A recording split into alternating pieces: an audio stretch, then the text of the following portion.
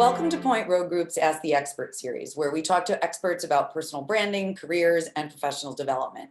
I'm Alyssa Gelbard, founder and CEO of Point Road Group, and today I'm speaking with Cindy Caruso Aquila about hiring senior leaders in a virtual environment. Cindy is the Global Head of Human Resources for Global Holdings Management Group, an international alliance of real estate asset management and investment advisory companies. Great to have you with us today, Cindy. Thank you, Alyssa. Pleasure to be here. Since you're recruiting senior talent virtually these days, do you pay more attention to a candidate's online presence than you did previously? We are looking at the online presence, but honestly, we're actually tending to spend a little bit more time on the reputation and the recommendations and references that we're getting, because it's so much harder to do due diligence around people who have been in disparate environments for so long. We're really looking to see who knows and has firsthand experience with someone's work, and not just looking at what is sometimes a very curated professional image. Alignment with company culture is critical when hiring executives and senior leaders. We know this. So what do you look for when you're evaluating candidates in this area? And has that changed when you're recruiting them virtually?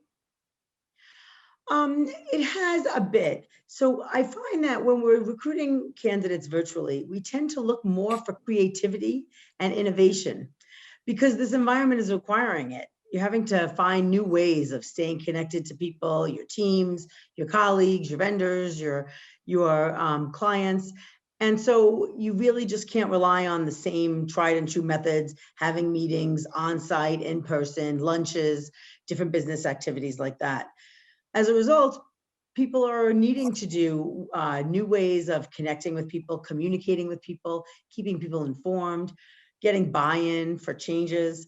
I think when we started this, people just felt like if we could just hang in there, we'll be back together in the same way, just a few months. It isn't going to be that way. Now it seems pretty clear it may never be that way again, at least not to the scale with 100% of the people back in the office 100% of the time. When you're looking, which totally makes sense. So when you're looking at a candidate, what do you look for if you're looking for someone who's creative or innovative? Well, I'm asking them how they're handling this crisis, right? I mean, the best proof is how they're doing it in their current jobs. So what are the things that they're doing to keep in touch with people? What are the things that they're doing to recruit their own talent, to keep projects on track, to manage crises and issues as they come? How are they dealing with this crisis in their workplace? And what are they changing about the way that they're managing people, assessing performance, et cetera? So I can get a sense of whether they're just simply doing the same thing that they were always doing, just in a virtual way, with the same meetings, just in a virtual way, or if they're coming up with new ideas. And so that's the first way that I'm looking for that. And then I'm asking also questions about what is something that they never thought they would be doing that they are now. What is the thing that they didn't think would work that actually ended up working? Like, what's the most off the wall thing that they tried that actually didn't work? And why didn't it work? And what circumstances might it have worked? Obviously, when we're hiring talent virtually, you're obviously not meeting someone in person. So doing this is a phenomenon for many companies. You know, there's some who've been recruiting people virtually for a long, long time. What type of impact does that have on the departments, the teams, when you're ultimately either managing people or you're being managed by somebody who you've never met? So I'm curious to know your thoughts from both the company's perspective and if you've seen kind of changes from a candidate. So someone who's coming on board who's never met their team in person. Yeah, it's a great question. You know, I have personal experience at that because I started with Global Holdings during the pandemic. My first interviews were on video because we started the process in March. And so I know how it was like to have interviews, some of which probably would have been on video anyway. When I was meeting with some of the team members in Europe, we probably wouldn't have had me on a plane or them on a plane to do the interviews. But some of the meetings, like the first round meetings and all the meetings with my hiring manager, the CEO of the firm, were virtual when they never would have been virtual in a different environment. So I had a chance to experience what that was like from a candidate perspective, which has informed how we deal with it now as a hiring perspective, right? As we're doing hiring, we are actually in the market for some senior talent. So how have we gone about this in a way that we wouldn't have probably in the past? First, we did things like getting market maps from search firms where they weren't meeting with the individuals, but they were helping us kind of scan the environment to see what was the universe of candidates that is out there for the kinds of skills that we're looking for. Even though we didn't have a specific like role in mind, we had an idea of a role, but we didn't have like the specification all outlined. And so that kind of gave us an idea of, oh, we can go in this direction or this direction with a senior job. And then And you didn't do that before? we probably would have gone straight to a search. We would have had during the course of our interactions and meetings, we would have been having coffees with people that would have helped us to narrow that down before we even got a search partner involved. Got it. And now we brought a search partner in early to help us where an informal process might have gotten us to in the beginning. But then we continued on a more informal basis before we actually did then a formal search. And then we started having video chats with people. Once we got to know who was out there, we picked the people we wanted to start highlighting and getting to know. And then we did reach out to them and start having casual video chats, networking, getting to know, and thinking about what our talent needs are in the future. Tell us about you. So we did the proverbial cup of coffee by Zoom via an introduction, via a warm introduction from a search firm. And then that helps us to decide where do we want to have in-person meetings and where don't we. I will say that both in my own process when I joined Global Holdings, but then also in the processes that we've done since then, at some point we do move to in-person meetings. And we do almost the entire process virtually, but I think it's important to still have that interaction. One day we're all going to be back together. There is a certain amount of chemistry. There's a certain amount of energy that you convey in person that I think video doesn't do full justice to. So it's in the candidate's best interest as well as the employer's best interest to ensure that you've each had a chance to see what you're signing up for before you accept a job. Right. Right. And even if you were working virtually, for the most part, you still need to have that sense, because when things go back, like to your point, that you may just come into the office once a month or something like that. So. Exactly. So having like that initial, having met somebody creates the foundation that you're going to build on, because it's going to take longer to build that foundation over the course of your beginning months, right? Your assimilation process. Usually you're assimilating, you're in the office 5 days a week. Now you're assimilating, you might not see that hiring manager again live for weeks or months.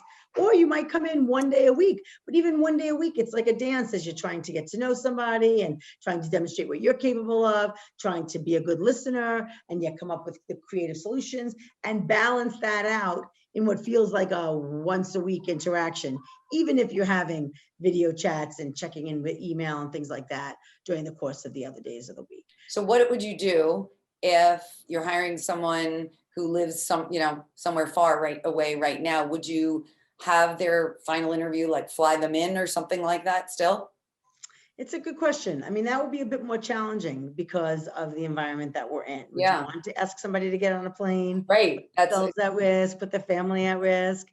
How important is that? I think we might do something like have an interaction with somebody we trusted in the marketplace. So it depends on where. If we knew somebody, if we had a close business colleague, an office in a different location, whatever it might be, we could call somebody to say, would you have an in-person kind of, you know us, you get to know them and see what you think from an interpersonal perspective. Yeah. Now, kind of next stage in the process. So you go through all this, you hire someone, now you need to onboard them. And our onboarding virtually is obviously very different from doing that in person. And I certainly know we've onboarded a number of people over, the last year, and it's been very different. We're actually in the process right now, and it's, we were actually talking about it, how it would have been different if we were doing it in person. So what are some of the new approaches that you've taken and things that you've had to change in that whole onboarding process? Right. I think that we've started with more interpersonal by video. So you might otherwise send things by email. Don't use email. But I do think that encouraging people to use the video option a lot, frequently, perhaps as your only method of communication in the beginning when you're onboarding, is critically important, because people don't know what you look like. They don't have a sense of like what your frankly, your body language is all Yeah. about and communications, your facial expressions. That's such an important part of communication, particularly when you're new and you're asking questions and you want to be engaged and transmit your excitement about the opportunity and yet your desire to learn, right? So people respond to that when they see you in person. And so you're giving yourself a short shrift if you don't have that kind of visual interaction with people on the onboarding process, I think. Otherwise, you're just a faceless name on the phone and somebody will give you their 5 or 10 minutes, but then they will have a hard time remembering exactly who you were the next time they talk with you. We've talked about recruiting and onboarding talent. Let's take it back a step and talk about before they say yes. You love them, you give them an offer.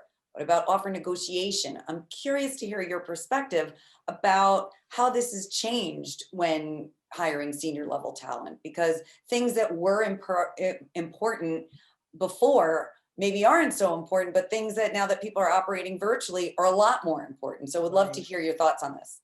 It's interesting because I think that we're basically, when we're extending an offer in an environment like this, we're extending an offer with some things that are unknown and won't be known for the future, right? In a pre-pandemic world, you might know, this is how we work from home. This is our approach to it. This is our policy. This is how we'll work together. This is what our vacation plans are like. This is how, what where our office location is. You have to make a decision based on what the commute is and everything else. Those kinds of questions are moot for now. And we're not sure how they're going to come back. So, some candidates might say, oh, I don't want to commute to fill in the blanks, Brooklyn, if they're in Jersey or Westchester or whatever it might be, right? In an environment like this, well, how often do I have to be in Brooklyn?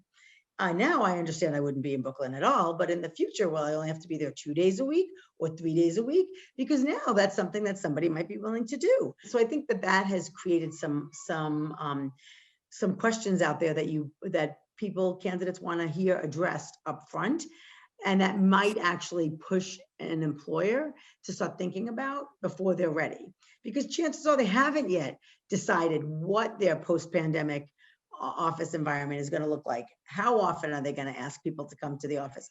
Because we don't know what the timing is, companies are loath to put a stake in the ground and say, this is what it's going to look like, which makes more complicated the offer process, where it's not just about the money, but about the full package that people are thinking about now, because they recognize that an environment like this one, where, we're kind of in a difficult business environment, there's a lot of other factors that are going to be driving success and, frankly, job satisfaction. So I have two follow-up things for that. Well, one would be, are people asking for, if the job, let's say you've realized as a company that, you know what, this job can be pretty much virtual, and you can manage the team. It's not a problem. Everybody, the effectiveness, efficiency, all that has increased. Are people asking for other things during an offer that they wouldn't before? What we've had is people wanting to lock in the remote work, like in some certain ways. Like, I'd like to ensure that I am able to work remotely 1 month every summer, because that's when I go to my, fill in the blank, Hamptons House, Beach House, whatever it might be, right? So Right. people wanting to lock in flexibility through the offer, so that even when we return to something that looks more like normal, they know they're going to have flexibility, whether it's working from home on Fridays or working from their beach house or their second home for the entire summer, or taking an extra week every month or whatever it might be. That's remote work. So it's not additional vacation time, but it's actually the ability not to have to show to the office, right? Because now I think people have seen what they can accommodate and frankly accomplish in an environment like that. We really appreciate your insights about hiring senior leaders in today's virtual environment. And you can check out this conversation as well as those with other experts on our website at pointroadgroup.com/axtheexperts. Take care, everyone.